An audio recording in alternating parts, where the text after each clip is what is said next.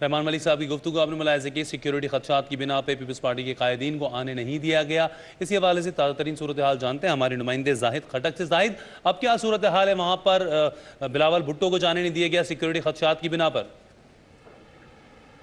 फरहान, जलसा अभी इख्तिताम पजीर हो चुका है, चूंकि जलसा सुबह से ही बरतानवी वक्त के मुताबिक 11 बजे टाइम दिया हुआ था, मगर जब लोग गेट पे पहुंच गए, हॉल के गेट पे, तो गेट बंद था। पुलिस ने उनको बताया कि सिक्योरिटी रीजन की वजह से यहाँ हम किसी को अंदर जाने नहीं दे सकते। फिर इस मसले को चौधरी मजीद और उनकी पार्टी के लोगों ने पुलिस से डिस्कस किया। फिर उसके बाद कई घंटे के बाद उनको, जो लोग थे, उनको अंदर हॉल तक जाने दे दिया गया, मगर बिलावल भुट्टो जरदारी को वहाँ जलसा पे ना पहुंच सके। इसके अलावा यहाँ पे फरियाद सालपूर और रहमान मलिक जो है वहाँ पे जलसगा आए तो जरूर, मगर 5 से 6 मिनट वहाँ रुकने के बाद वहाँ से वापस चले गए, रवाना हो गए।